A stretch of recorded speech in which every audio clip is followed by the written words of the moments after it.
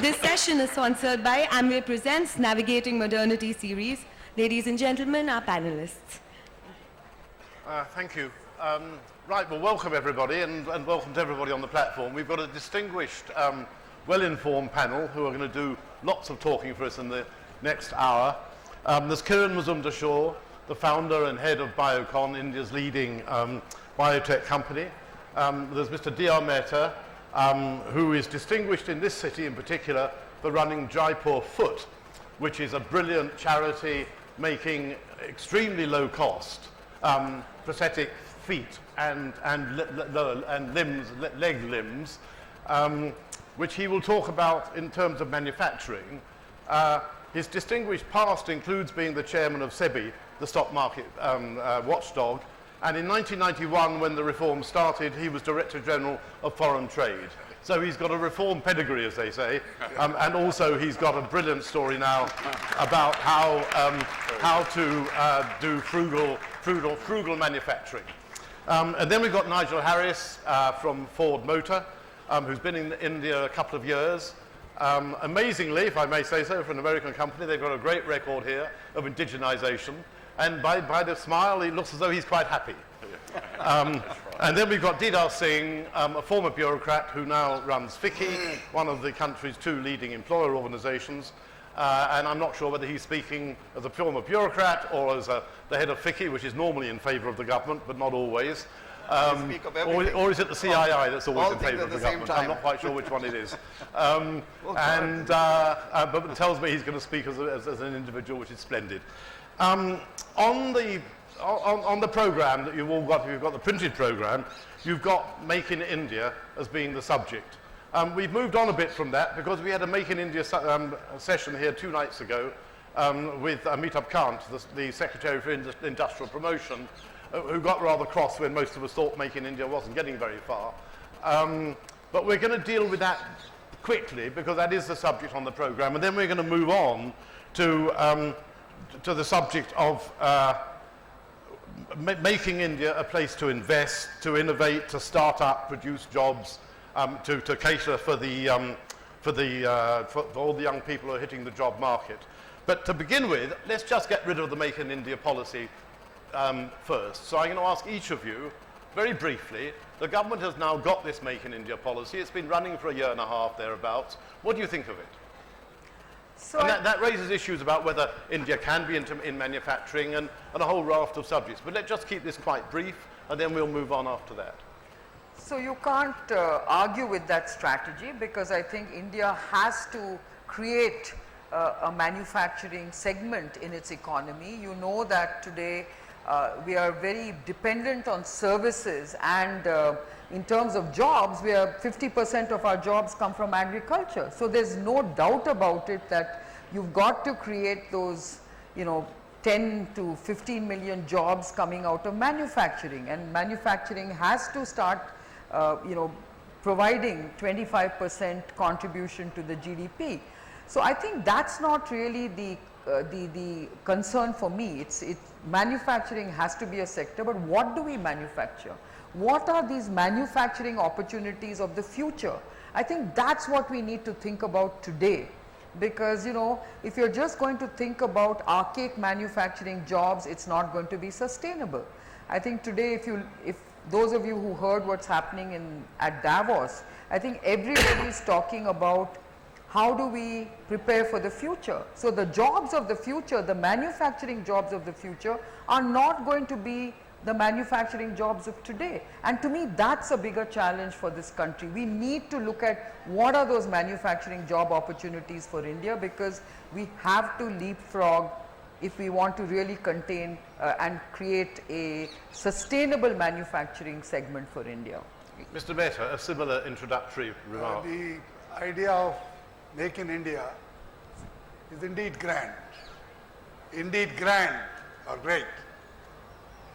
Because it would make India strong economically and industrially, enable India to compete with China and other countries. It would generate self-confidence and pride, and all these advantages are there.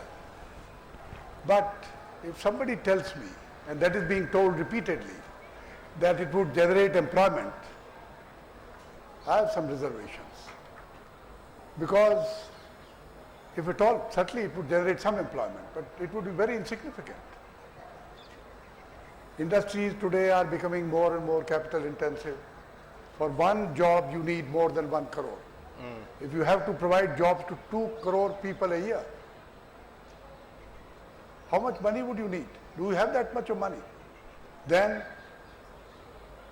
the second point is that where is, the innovation part? My submission is, now there are many people, economists, Sarkari economists, they are telling the government, to my mind, they are not advising the government correctly. They are bureaucrats. Either they are passive or not giving the proper advice. Now, if I have a report, everybody has read it or must have read it, report of National Sample Survey Office. It's a highly reputed body.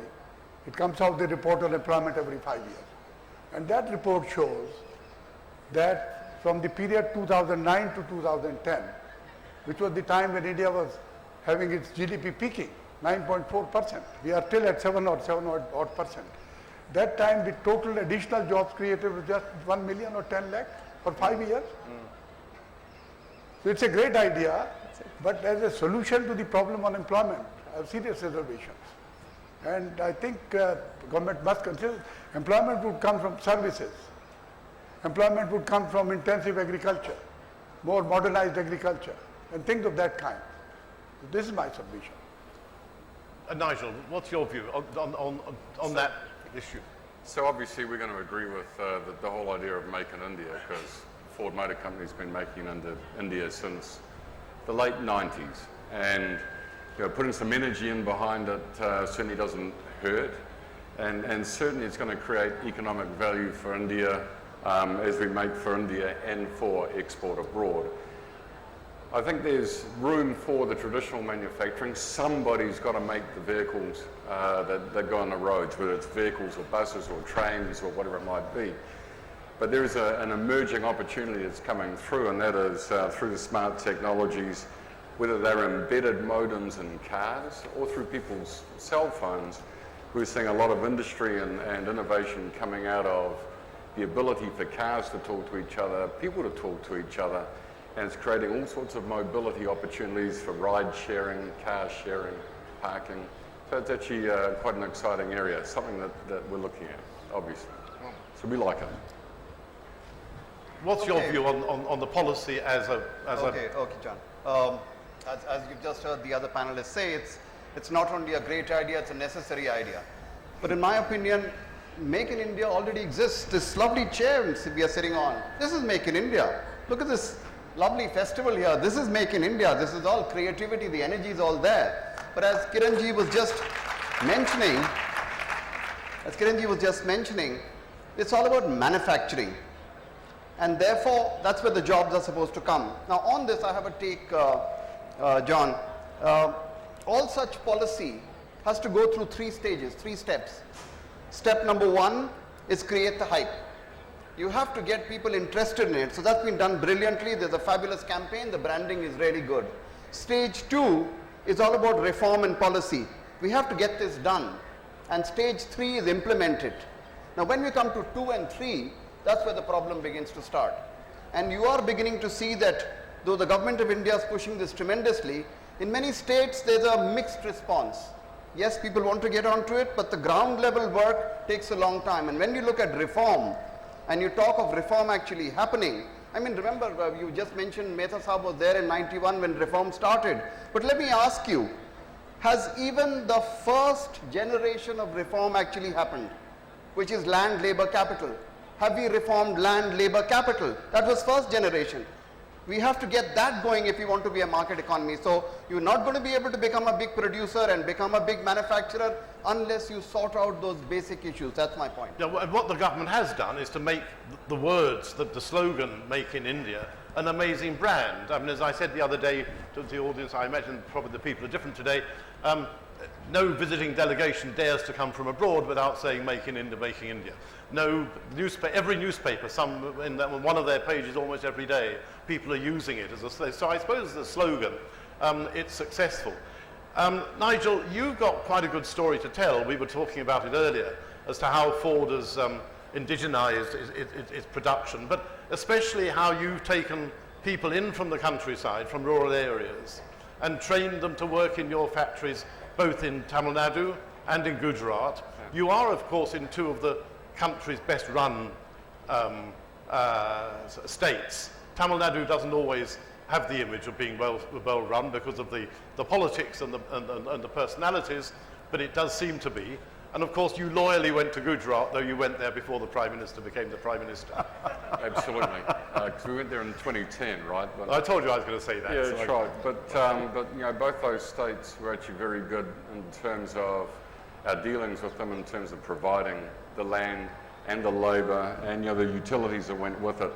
They're actually very positive. They gave us a one-stop shop type situation where if we had an issue, we'd go to one person in the government and they would actually help us navigate through. One person in both states? One person. Yeah. In both states? Which was, no, one for each. Yeah, I meant, yeah. But we had a really nice story, and this was one I was talking to you about, which was, you know, when we first started in Tamil Nadu, there weren't many manufacturers there. And we actually sourced our labour from the villages around where we actually operate, which was Maramalai Nagar. And we've got an individual that works here today. He actually started off, he was in a dormitory. He was actually in one room with 4 other people from his village. And literally he came with nothing.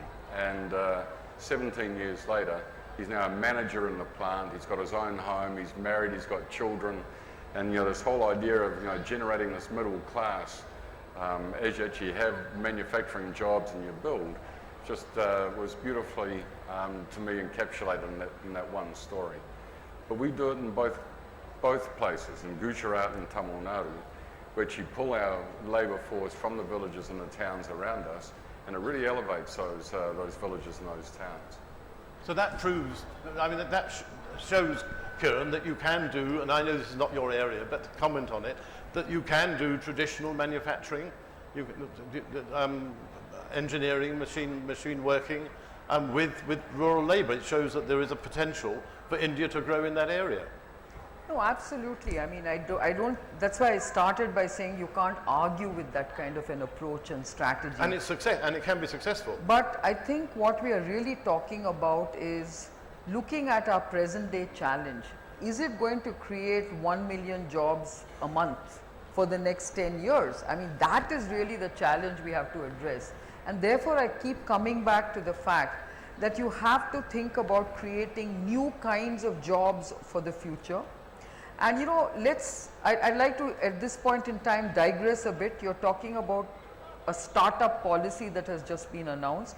I think startups are great because, you know, you are creating a multiplier effect in jobs. You know, for that one job seeker, an entrepreneur creates probably a 10-fold job opportunity, or 10 jobs for every one job. But the point is, you know, again, I think Didar has also mentioned that, look, it's all very well to talk about very exciting policies and policies that will actually drive non-linear growth. That's what we want today. But I think we have to again reboot the way we govern and regulate these sectors, whether it's manufacturing or any sector. We are in the information age.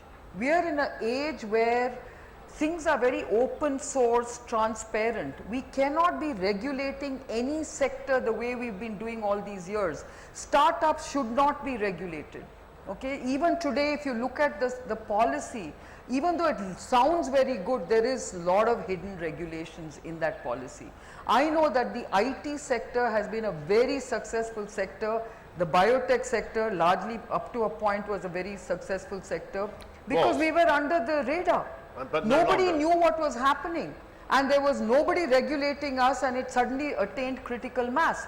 The moment regulators started controlling this sector, you know, you saw that, you know, all the challenges came out. You know, you yourself mentioned a story about how suddenly internet cafes needed to be regulated. Yeah, Pramod Mahajan some years ago, I think he was the IT minister, proposed that internet cafe owners should keep a list of all the access Yes. to things that people did on the net. And there was a crowd of fund managers who I happened to have come across in India that time, and they marked the market down that day. I mean, the people said, well, if that's the way India's going with IT, what's the future? But the startup policy does have a lot of bureaucratic So I input. think and that too, the policy has been written by old world bureaucrats. I include myself in that old world category because we've all grown up without understanding what this new world is all about, what the internet world is all about. So, you know, when you have people, you know, scripting policies about new technologies and jobs for the future, you are not going to get a very effective policy. So you've got to get young minds, new minds, people who've never really grown up with our kind of understanding of what regulations are all about to completely leapfrog into new kinds But of... Amitabh Kant, who's written the policy, and is in charge of it, told me I was old style industry and thinking of the past because I made the sort of points that you've just made. Yeah, but I think, you know, he's very passionate about Make in India. He's definitely a great brand ambassador. He has tried to reach out to everyone, Yes, but he has. obviously he is mired with, you know, basically people who are already very well entrenched in that system. Didar, So I just feel that's what needs to change. Are your former colleagues mired in the past and incapable? And I'll ask you in a minute. But I mean, That's a bureaucrat's job to supposedly save the world. But anyway, coming back to bureaucrat's job what Kiranji has just said, two very important points he's just made. Point number one, when we talk of these jobs and we're talking about, you know, we're trying to create literally 100 million jobs or whatever, they are not going to come from manufacturing alone. They are going to really come from entrepreneurship. They're going to come from, call them startups, call them new companies, call them kids doing wonderful things like this. They are going to come from there. They're not going to come from regular 9-to-5 kind of jobs. That is the new world which is emerging. If you look at the global situation, you'll find that actually manufacturing is recording a negative growth around the world. There'll be a shortage of jobs available at a global level because of robotics, because of the whole way the world is changing. But the way we are looking at manufacturing itself is different. You know, that's what I mean. Yeah, so we are change that view. describing manufacturing in a very old-fashioned way. okay, this is all very grand theory, and the grand theory about the bonus of the young generation, the demographic dividend, has been talked about at conferences for years and years. And people began to say 2 or 3 years ago on this stage and at other stages, but it'll become a demographic disaster because the dividend isn't being used. Tell me what you think has actually been done in the past 5 years to look after, to make use of the democratic dividend. Let's move on from the debate. And I'm going to ask each of you what you think has been done. Okay, I think that Nigel is doing it because he's bringing people in from the countryside into his factory. Absolutely. Tell me what's been done. On that, if you look at the last 5 years, I think the single biggest thing that India has done is really been our skilling program. The skilling program, where we're talking in terms of skilling 400 million people over 10, 12 years, that's the single biggest government-run program to have skilled people to be able to get jobs or get into it. But on that, I'll just add one little point. While we look at where will these skilled people go, we look at India itself. To me, we must look at the world. The world is your stage today. You are already sending more than 2.5 to 3 million people out of the country every day to work overseas. The whole world is aging, and that's the opportunity that India must use to get in and get jobs. But you haven't told me what they're doing. Everywhere. Example of something that's happened. Example that something's happened, but the increase, I mean, her company, so many companies are going all over the world and sending people out. To the Gulf East, we have 6 million Indians that work there. It's all work. I mean, people who go out and they're skilled, they do work overseas. As China ages, as Europe ages, there is going to be this massive opportunity to actually get jobs elsewhere. Mr. Mehta, what does your experience show us that can be done in this country in the way forward? You're asking me? You know, as very validly pointed out, one is ease of business. He was mentioning, she was mentioning, that's very critical. Some policy changes are also needed, fundamental changes. Tax policies are needed. These are needed. But as a old, not only old, but older bureaucrat, I'm asking her, please tell us what kind of industries you think would generate employment. We would be interested in knowing that. It's good to bash the bureaucrats. I and was ex-bureaucrats. including myself in No, your I'm category. not saying. I'm including myself. I'm a listener. Please tell us what kind of industries. My worry is today we are just in the thin air. We are talking of great things. My submission is that if you don't create employment, that should be the first priority in this country. 2 crore youth getting added to the labor market are anxious, are angry, having angst against the government, if you don't address their problem. But please tell us, I mean, it's very nice to say that new industries would be generating. What kind of industries? World over, employment is coming down. How do you generate employment? Meltdown. Next 3 years, what are you going to do? I don't want to sound pessimistic. I would want this country to grow, want this country to have more and more industries, more employment, manufacturing sector should be encouraged. But how would you do it and how would you generate employment? That's my worry. Jaipur Foot shows how you can use low-skilled people to do very skilled things very quickly. Yes, Jaipur Foot started. Tell us as- just briefly about that. Should I talk to you? This briefly, please. Briefly. You know, this was developed by a master craftsman and group of 3 doctors initially, but they could not fit even 50 limbs in the first 7 years. Then this society, Bhagwan Mahavir Viklang Sahayata Samiti, was set up. It was my privilege to have done it. And one of the greatest things which has happened in my life is this.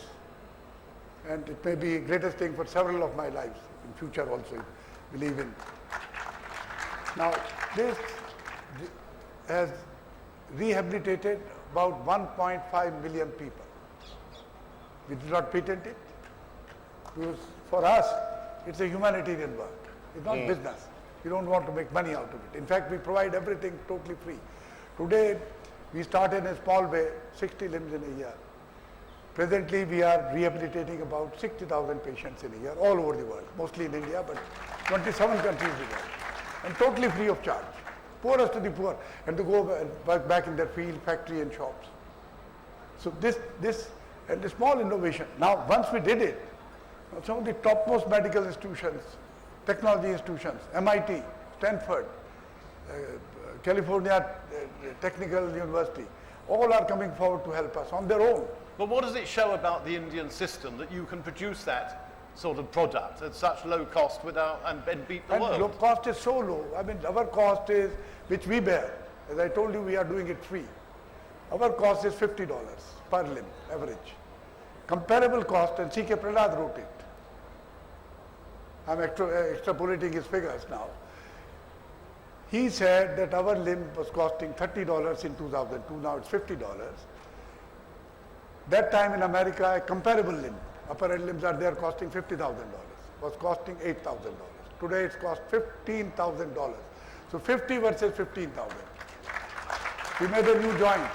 Jaipur knee, Time magazine says is one of the best inventions, 50 best inventions in the world. Time magazine says USA.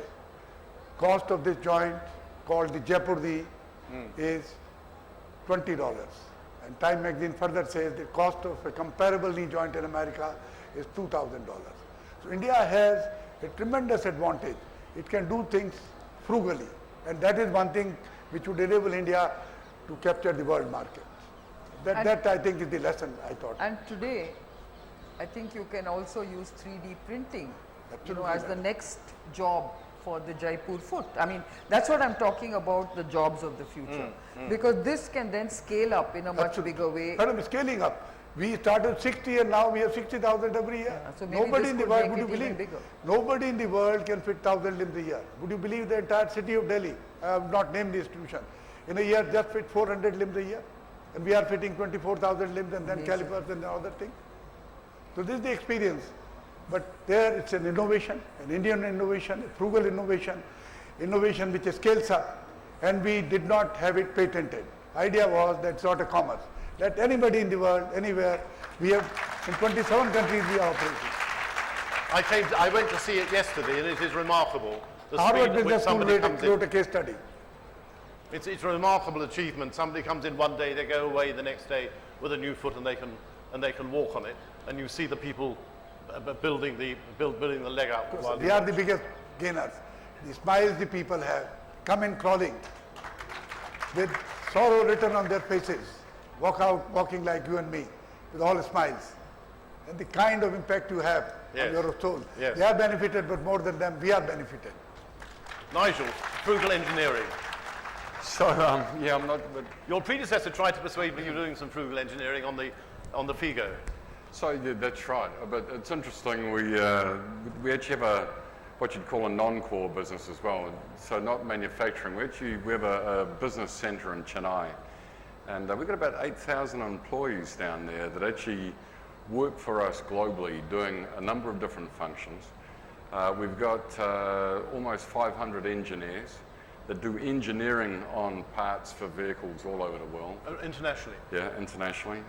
We've got 2,500 to 3,000 people who are IT professionals. And a couple of times a year we actually have this event where they're given a piece of technology and they're given 36 hours as a group to go and invent an application or something that could be useful for consumers to improve their lives in the future. And I sit on some of those judging competitions at the end of the 36 hours. And it's just fabulous. So we've got that in there as well. And India has a very rich resource in terms of talent. That's grown dramatically in the last 5 years. And it will grow dramatically in the next 5 years as well. Our plans are to take that even larger. We're building a campus in Chennai, currently in planning stage. So it's going to get pretty large for us. So it's going to be more than just manufacturing, taking advantage of that, that educated demographic dividend. And how do those skills that are available compare with the skills you use elsewhere? How do they compete in terms of cost and efficiency? And cost, very good. Efficiency, almost at mature market levels, because remember there are a lot of young people coming through the Indian system. They just haven't had the full experience yet. But our team are also in very high demand globally. We've got over 100 management people in and around our affiliates around the world at the moment that have actually left Ford in India to go and work in Shanghai or the US or in the UK. So, that's pretty strong endorsement, I think, for the talent base we have here in India. we were discussing yesterday on the phone about true innovation. I mean, what example, or was it like one of you anyway, I was discussing with true innovation. Has there been much real, genuine innovation? It was you yesterday. You were saying you don't think that India has been great at original innovation. I said biocon. You said the nano, but we agreed the nano was a disaster, though it may have been a bit of innovation. You had another example of Jaipur foot, of course, is innovation. But is India good at basic innovation, or is it tacking things on which have been done elsewhere? So maybe I'll take a shot at that. I think India has innovative quotient in a big way, okay? The problem is we don't have the ecosystem to foster, nurture and take that new innovative idea to the market. And the reason I say that is because there are many, many examples of high level innovation. I mean, in my own sector, I know that there are some, Nobel Prize winning ideas and, Nobel Prize winning, discoveries, and quite a few of those, adjacent ideas have actually been born in Indian labs, but we've never been able to basically raise it to the international platform. Why? Because we don't have an ecosystem, whether it's the regulatory ecosystem, whether it is the investment ecosystem, we just don't have a way of discovering the intangible asset value of anything that's innovative. So honestly, that's the truth. So somebody invents something. Yes. And then what happens? And then what? So you happen? can basically try and take that innovation to the market, which we have done in 2 cases, but that innovation does not get ascribed the value that it gets ascribed to in other parts of the world. Value by who? By the market? By the market. Stock market? Pardon? By the stock market? Yeah, by the investor market. I mean, that's how you basically build credibility in innovation. Today, yes, we are, what you've just heard about the Jaipur food, very innovative, very, I'm sure there's a lot of inventiveness in a lot of what you've done. But then it has never been captured, it has never been valued, it has never been recognized. It's up to you to give it free, but the fact is you have to capture that value.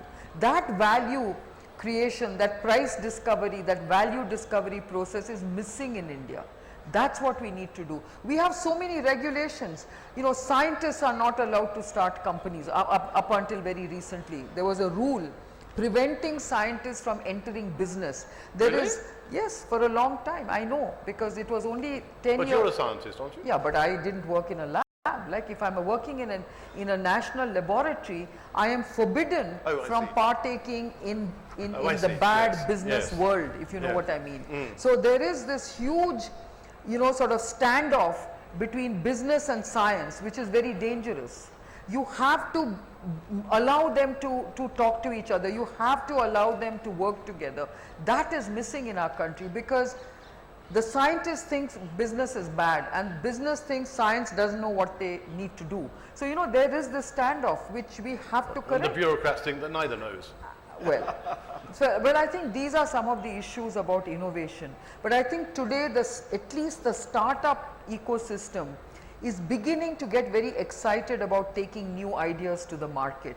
And that has to be fostered in a very different way. And I don't think all the pieces of that ecosystem are in place at the moment. And of course, so I think people need to look at that. It's about the financial support, it's about the market access, the access to capital markets, it's about mentorship, it's about, you know, allowing these companies to really take their ideas to the next big level. So I think there's a lot of it missing. There's a lot of euphoria, there's a lot of excitement, but I think a lot of the entrepreneurs also need to understand that 9 out of those 10 great ideas may fail, you know, and there we need again a system and a culture that understands that failure is a part of success.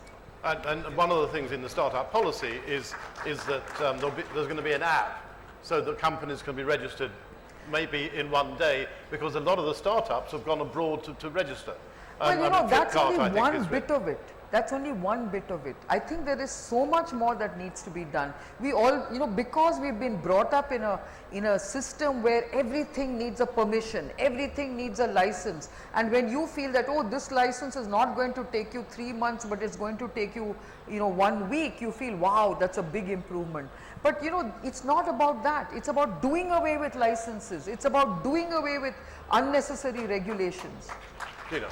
John, I was just going to mention that this innovation you were talking about, we've had some experience of working with government labs. You know, we are running a program for the last 7 years where we have used research which is done in CSIR labs and DRDO labs, and converting them, commercializing them into actual companies. We've done 900 companies now in the last 7 years. Its value is worth about 3,000 crores. We just had it done, a third party did that valuation. What we found there was that there is a lot of stuff available even in the government laboratories. You were talking about scientists not being allowed to work, but there is so much happening if you just go there, approach it and get it done. So we as an organization went to them and have been running this program. It's turned out to be really successful, but that takes you to the second part which you were just mentioning. How does that connect with the regulatory environment in our country? Can you then actually grow? And that's the ecosystem that Kiranji is talking about. There are so many parts to it. Some of it are government related, many of it are private sector related. In the question of finance, for example, I mean, do we have a strong enough capital market, bond market? Do we have enough venture capital available in the country? So all these issues do come in. But I think the fact that we have both Make in India as an idea, which is now running and it's certainly branded extremely well, and you have the Startup India, which has recently happened. It was fabulous to watch. You know, I happened to be there when they did this whole thing. There were about 1,500 people in the hall in Vigyan Bhavan, and it was sparkling. I mean, you've never seen so much energy of just young kids. The invitees were all below the age of 40. It was fabulous to see that so many things, so many people are excited. They want to actually get things done. And I think it's a responsibility of our generation to make sure that that happens. But the problem then is to get past the bureaucracy. I mean, the euphoria was because there were no... So I'll give you an example. Do you know in India right now, we have a huge amount of idle capacity, okay, in our own pharmaceutical sector and across all sectors. But try and get permission to even do contract manufacturing in those idle capacities. It is a nightmare. because the regulations will not allow you to revive those idle capacities for a year.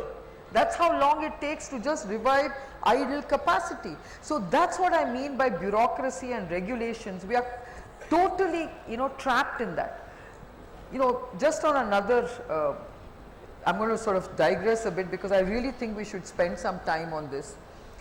Today the sort of jargon being used is the fourth industrial revolution, right? So the first industrial revolution was powered with steam, the second with electricity, the third with computers, and now the fourth industrial revolution is supposedly artificial intelligence, automation and renewable energy. That's what we are looking at today. These are very exciting opportunities for us, and at every point in time we've always basically been daunted by the thought of losing jobs, and every one of them has realized more jobs. If you remember, when the steam engine came, all the horse carriages and horsemen thought they were losing their jobs, but it created 10 times more jobs than the old jobs of mobility. If you look at electricity, it has just revolutionized the world and created a huge plethora of job opportunities. The same with computers. What are we going to do as a country to address this fourth industrial revolution is what we should be thinking about right now. How are we going to very successfully, and just because you have automation doesn't mean to say it's going to be jobless growth. Someone has to automate, someone has to validate that automation, so the type of jobs are going to change. Who's thinking about all that? Renewable energy, we keep talking about renewable energy, huge manufacturing opportunity, believe me. And this is the best time to build our infrastructure. Steel is at the lowest price, cement, energy, oil, everything.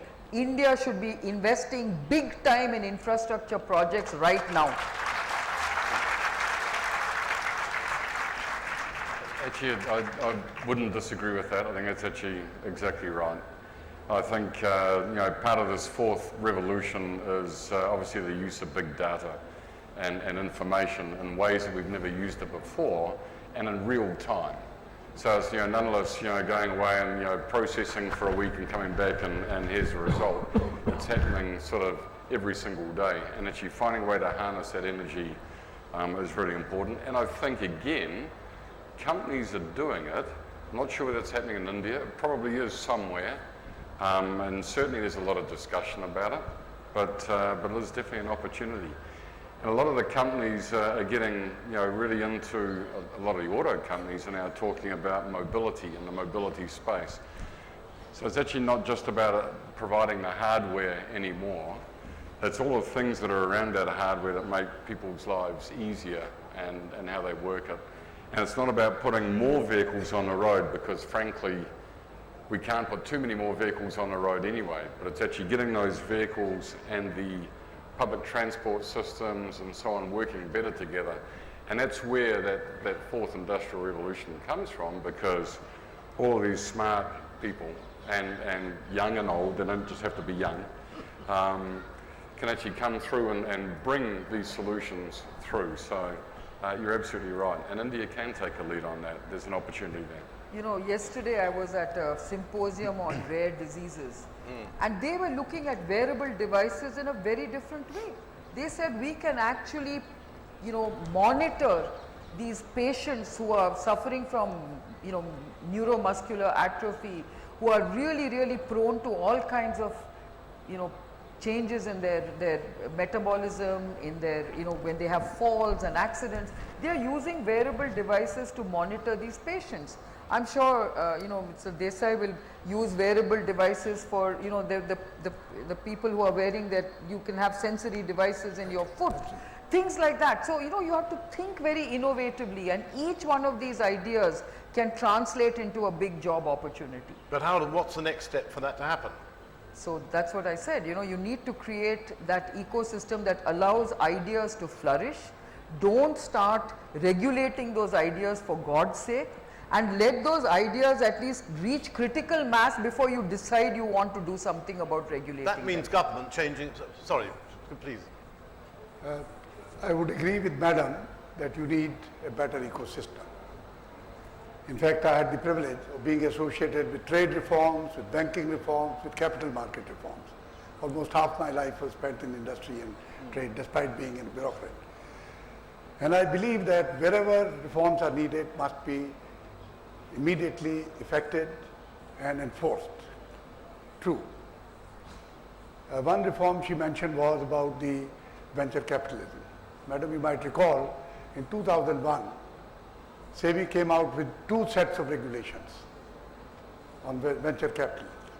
Venture capital companies of India and from outside. Real problem in India is that our system does not respect risk taking. If any risk is taken, and once somebody fails, it is immediately treated as tantamount to corruption or something wrong. Banks would be after you, government would be after you, various other. Government system does not work. So I said Indian venture capital companies might not be successful because they don't have that risk taking capacity. And also they may not have deep pockets. So have a separate set of regulations for the foreign venture capital companies which have deep pockets and also high risk capacity. And 2 regulations were framed by a committee headed by an Indian American in America.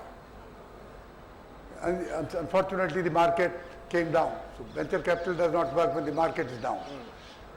Now that recently I think Narayan Murthy revisited that report, those regulations and further improved. Those need to be enforced, implemented, that's one part. Then ease of business, obviously. But on these 2 points I, Madam, disagree with you. One is India cannot claim to have too many innovations. Unfortunately, I have a very famous scientist, Indian scientist friend. I asked him, and he delivers talks right from America to China and from Norway to Chile. He, as a scientist, he says, he raises this question, name 3 Indian innovations, the brands of which are known all over the world. Yeah, I agree with that. Madam, just a minute. And he said, Nano is one, which may not have commercially succeeded, and Jaipur food. Third, he said, scientists telling me, head of Indian Council of Scientific Research, he said, not more than 2. What kind of innovations we are talking about? This is the real problem. So my solution would be this, promote innovation, and also on this issue, on the freedom or autonomy to the scientists in India. Today there is no restriction at all. There are 60 national institutions and national laboratories. Ask them what is their performance. Our system has become unaccountable. Must be made accountable. I went to a great IIT. I asked them about the list of their inventions or patents. 232 patents. I said, how many of them are commercialized? 11. And I don't know how many would succeed. This is the real problem. Of course, I know in innovations only 10-20% succeed. So my submission would be that till this happens, let's import equipment from abroad. Already permitted. Let me say, Madam, I'm saying this, till the ecosystem improves, till various things happen, this is how Japan developed, this is how Korea developed, this is how various China developed. Imported equipment. With imported equipment, you have technology. That strengthens your economic and industrial sinews. In fact, in the trade policy of 2091, in fact, I had the privilege of signing it and issuing it. Of course, the impulse came from the above. That said that all capital goods would be freely importable. The issue is one of duties, maybe. So if you do that, in fact, and then people would upgrade. Kiran, you're wagging your head. This is my solution to the problem. My point of course, over time, Indian innovations would also catch up. See, my point is, look, you can import any equipment, any enabling equipment that you want, but at the end of the day, unless you basically leverage anything that you import to actually innovate, it's of no use. Exactly. And let me tell you, I'll give you one example. When I was actually trying to scale up a homegrown technology in the late 80s, and when I went and approached a bank, in those days there was no venture fund, okay? It was actually, I was trying to raise a debt to actually scale up my homegrown technology, which was patented, by the way. What was the clear signal I was given? forget it. It's better to import something rather than rely and take the risk of a homegrown technology. But that's changed now. They don't understand innovation. That's changed now. Ultimately, I got Mr. Vagul who said, hey, I like what you're doing, and he invested in me. And that technology, believe me, I sold it for a huge, huge value to to a large multinational company because of the patents. So I'm just trying to tell you, you can do it in India. But you need to make sure that you have an enabling ecosystem. We don't have it. I'm going to open this up to the audience in a minute, but before I do, let me just go around to each of you and ask you what it is among the government's current policies for operating that you find the most difficult. Nigel first. You mentioned one or two things to me earlier. I know you're not going to criticise the government, but I did say that without criticising them, you could say what you'd like them to do more, or you think you'd like changed.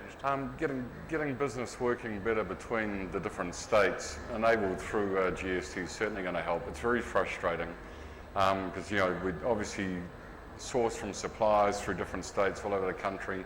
We distribute back in, to different states all over the country, and it's a nightmare trying to do that. Then the second thing is probably the paperwork that's involved in tracking all of the claims on exports and bailments and so on. The sheer amount of paperwork that we have to go through. We've got an army of people that literally are processing tens of thousands of invoices every month. I've been hearing that story for so many years, and it never seems to get any better. And general sales tax, Reform, what I began with, all three of them, land, labor, capital. You have to reform the land situation. Land, labor and? Land, labor, capital. Land, we all know the problem. We should have left it to the state governments. They would have done the changes in the Land Acquisition Act, but we put our foot into it. On labor, we know that except for maybe Rajasthan that's done a little bit, there's hardly much that's happened around in terms of changing that. She's talking about not even being able to use contract labor. You can't, it's a very big issue in terms of new employment. Capital, on capital, yes sir, lots of good things have happened on capital, but let's ask the most basic question. Do we have capital available? Today with NPAs across most banks, what are you talking about? You're talking about recapitalizing banks using taxpayers' money. You're not talking about privatization of the banking system. Isn't it about time that we began to address this and say, okay, nationalization days are gone. So we have to capitalize. You have to have finance available, otherwise it's not going to happen. So land, labor, capital, all three need to be addressed. Governments do seem to get stuck on issues which block things. The last government wasted a huge amount of capital on multi-brand retail, which was scarcely the most important thing that was needed. It would be quite useful, but it wasn't important. Land, this government made land the central issue for central government instead of getting rid of it out to the states. And then got stuck. Yeah. And GST similarly, but then GST has to be somehow growth is seen as being anti-poverty. I don't know why. But growth is the only way we can actually move forward and create something out of our country. But if you always are going to come and say that no, you can't do this because it will disturb X, Y, Z, you'll never get moving. But this government is more growth oriented than Yes, of course it is, but it gets stuck every time in Parliament. Yes. Something the government needs to do. Something should be done. Public opinion has to be built up. Okay. Have you got anything else to add, or have you done? I think, basically, I've always believed that you need huge amounts of regulatory simplification. You've just got to focus on that. That ease of doing business and, just basically doing away with half the regulations and rules will help a lot. Great. Right, questions from the floor. It's very difficult to see because we've got these lights shining at us and it's dark out there. So I'm going to take that, somebody in the front row with a red shirt. It's easy to spot. It's not a red shirt, it's a red scarf. Hello. Hi, I'm Aparna. First of all, thank you so much for this wonderful discussion, and talking about ground realities amidst the Make in India rhetoric, that we've been seeing. First part of my question is to Ms. Shaw, and because we've been talking about, innovation. And I believe, why is it that there are very less Indian women, who are surfacing as innovators compared to rest of the world? Because I believe that women are born innovators in a country like India, where women juggle up with their, daily tasks. And I see, even my mother doing so much of jugaad that we say, So, I mean, I recently saw my mother, drying up those okras like ladyfinger with a dryer, So, why is it? I mean, what is the reason? How will Indian women surface towards the same? So I would say today the opportunities for women to innovate and really grow into a credible business is really, really much better than what it was when I started, okay.